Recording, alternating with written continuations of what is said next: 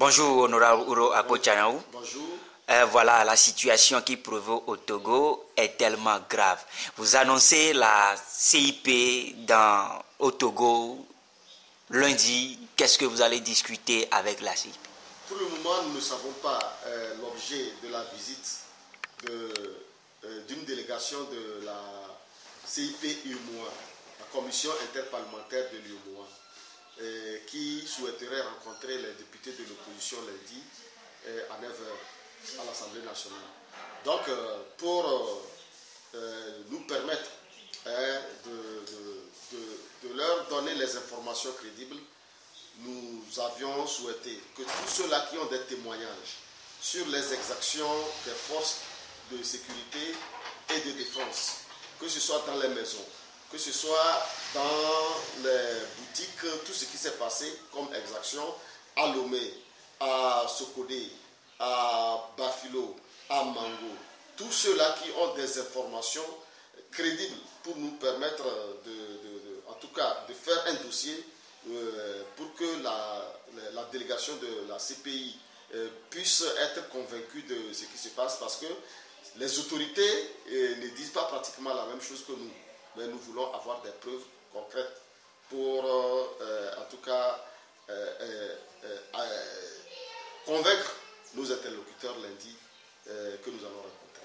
Et voilà, jeudi soir, le ministre de la Sécurité, Yak Damhan, a dit il n'y a pas de morts, pas de blessés, mais ce jeudi-là, la presse a fait son travail et a montré au monde entier tous les blessés, même s'ils n'ont pas pu aller jusqu'au fond, mais certaines circulent sur les réseaux sociaux, mais le ministre dit qu'il n'y a pas de blessés, pas de morts. Qu'est-ce que vous en dites? Moi, je ne veux pas faire de polémique avec ce que le ministre dit. J'avais répondu à une question sur Radio Victoire que le ministre, le nom Yak, à mon sens, dans une langue au monde, si on fouille bien, ça veut dire mensonge. Ça l'a tellement irrité qu'il m'a traité de minable. Mais lui-même, il a apporté la preuve le lendemain. Parce qu'il y a eu beaucoup de blessés, une quarantaine de blessés et 3 morts. Mais le ministre vient se gosiller devant la TVT qu'il n'y a pas eu de blessés ni de morts et qu'il rend grâce à Dieu, alors que lui-même, il est responsable de la situation. En tant que ministre de la Sécurité et de la Protection civile, nous n'avions pas, il a failli, ce ministre a failli. Aujourd'hui, à Sokodé, toute la ville est déserte. À Mango, toute la ville est déserte. Où se trouve le ministre de la Sécurité et de la Protection civile? Lui-même, il n'a pas fait le déplacement sur le terrain pour voir ce qui se passe, les exactions que ces éléments commettent sur les voies de fait et toutes les exactions, les violations de domicile que ces éléments font sur le terrain. Je suis vraiment désolé. Donc moi, je ne voudrais pas faire de polémiques par rapport au ministre Yak Damhan, par rapport à toutes ces déclarations. Ça fait longtemps que moi je suis le ministre et à chaque fois qu'il fait une sortie, dans ce qu'il dit, il y a toujours des contre-vérités. Peut-être que j'ai eu le courage de dire qu'il a menti et ça l'a blessé. Mais en réalité, quand quelqu'un ne dit pas la vérité, qu'est-ce qu'on dit? Voilà, qu'on me dise ce qu'il faut dire de quelqu'un qui ne dit pas la vérité.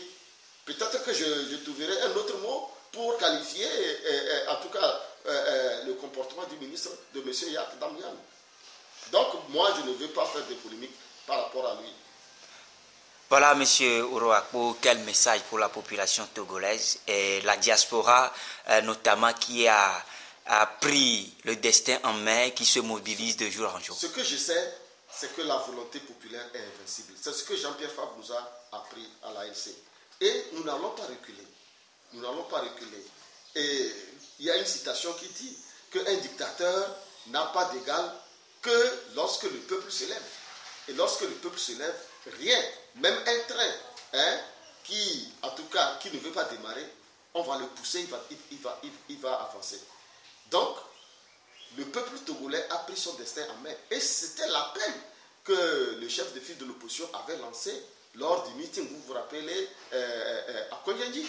Il a demandé au peuple togolais de prendre ses responsabilités. Et aujourd'hui, le peuple togolais est debout. Il a pris ses responsabilités et rien ne peut l'empêcher.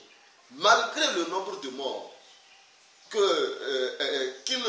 le gouvernement ne veut pas reconnaître, les blessés, des exilés dans leur propre pays, nous allons réussir parce que le peuple est debout. Merci. Merci, honorable Noudouako.